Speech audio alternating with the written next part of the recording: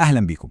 النهاردة هنتكلم عن شخصية يمكن مش واخدة حقها قوي في التاريخ، بس قصتها قصة مليانة نبل ورحمة وتضحية من نوع خاص جدا.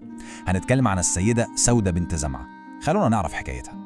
طيب عشان نفهم القصة دي لازم نرجع بالزمن لورا شوية، للحظة كانت صعبة قوي. وفاة السيدة خديجة رضي الله عنها سابت فراغ وحزن كبير جدا في بيت النبي. البيت كله كان محتاج سند، والنبي عليه الصلاة والسلام كان محتاج اللي يقف جنبه ويساعده في رعاية بناته. وفي وسط الحزن ده كله بتظهر في الصورة امرأة مؤمنة وصالحة، امرأة هتدخل بيت النبي وتبقى هي السند والمواساة اللي كان محتاجها. مين بقى السيدة سودة بنت زمعة دي؟ دي كانت ست معروفة بوقارها وطيبة قلبها اللي ملهاش حدود، هادية ورحيمة جدا، والصفات دي بالذات هي اللي لازم نفتكرها كويس، لأنها مفتاح فهم كل المواقف العظيمة اللي هتحصل بعد كده في حياتها. بس استنوا، قبل ما تبقى زوجة للنبي عليه الصلاة والسلام هي نفسها كان ليها قصة كفاح وتضحية مش سهلة أبدا عشان دينها وإيمانها. رحلتها كانت صعبة بجد. شوفوا معايا كده، هي من أوائل اللي أسلموا وهاجرت مع جوزها للحبشة عشان يهربوا من الاضطهاد.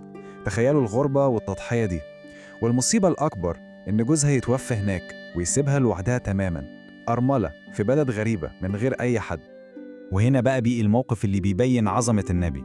لما سمع بقصتها وبظروفها الصعبة دي قرر إنه يتجوزها، وده ما كانش أي جواز، لأ، ده كان في الأساس فعل رحمة وحماية وتكريم ليها عشان يحفظ كرامتها ويوفر لها بيت وأمان بعد كل اللي مرت بيه. طيب لما دخلت السيدة سودة بيت النبوة جابت معاها روح مختلفة، روح فيها دفء أو بهجة، ومن هنا هنبدأ نشوف جانب تاني خالص من شخصيتها. شخصيتها كانت عاملة إزاي؟ كانت ست بسيطة ومتواضعة، كل همها تعمل الخير وتخدم النبي وبيته. بس الأجمل من كل ده إن دمها كان خفيف قوي، كان عندها روح مرحة كده لدرجة إنها كانت من الناس القليلة اللي بتقدر تضحك النبي عليه الصلاة والسلام. وهنا في نقطة مهمة قوي لازم نقف عندها. السيدة سودة قيمتها الحقيقية ما كانتش في جمالها الخارجي. الروايات بتقول إنها ما كانتش فائقة الجمال، لكنها كانت بتملك قلب من ذهب، من أطيب وأنبل القلوب اللي ممكن حد يقابلها. هو ده كان جمالها الحقيقي. نيجي بقى لموقف محوري جدا في قصتها، موقف من غير ما تقصد خالص كان هو السبب في نزول واحد من أهم التشريعات الإسلامية. القصة بتبدأ بحاجة غريبة شوية، ليها علاقة بإن السيدة سودة كانت طويلة القامة. الموضوع ده كان بيخليها مميزة قوي، لدرجة إن أي حد كان بيقدر يعرفها بسهولة وهي ماشية حتى لو بالليل. وفي مرة وهي خارجة شافها سيدنا عمر ابن الخطاب، وبسبب طولها عرفها على طول، فنادى عليها وقال لها الجملة دي: قد عرفناك يا سودة. الكلمتين دول كانوا بداية لحدث كبير جدا. بعد الموقف ده على طول نزلت آية الحجاب. في الأول كانت كتشريع خاص بزوجات النبي، وبعدها بقت تشريع عام لكل نساء المسلمين. سبحان الله، يعني هي كانت سبب بشكل غير مباشر في نزول حكم مهم زي ده. ودلوقتي وصلنا لأهم موقف في القصة كلها، الموقف اللي بيورينا قد إيه شخصيتها كانت نبيلة وقد إيه كانت مستعدة تضحي. لما السيدة سودة كبرت في السن كان عندها أمنية واحدة بس، إنها تفضل زوجة للنبي وتموت وهي في بيته. هي كانت بتحبه جدا وما كانتش عايزة تطلق منه أبدا، بس في نفس الوقت كانت حاسة إنها كبرت ويمكن ما بقتش قادرة تقوم بكل واجباتها زي الأول.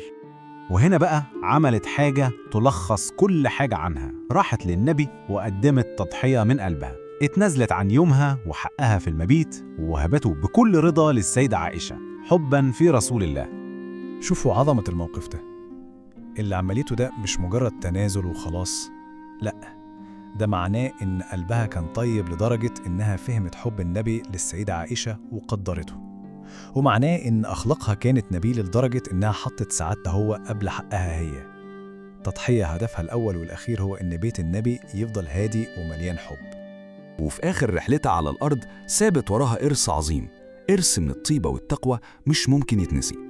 بعد وفاة النبي بسنين توفيت السيدة سودة في المدينة. عاشت باقي حياتها في هدوء، حياة بسيطة مكرسة للعبادة والصدقة ومساعدة الناس. نهاية هادية تليق برحلة إيمان عظيمة زي رحلتها. قصة السيدة سودة دي مش مجرد حكاية بنحكيها من التاريخ وخلاص، دي درس حقيقي في يعني إيه نبل ويعني إيه تضحية. وده بيخلينا كلنا نقف ونسأل نفسنا، يا ترى في حياتنا دلوقتي إيه اللي ممكن نتعلمه من إثارها العظيم ده؟ سؤال مهم ويستاهل مننا كلنا لحظة تفكير.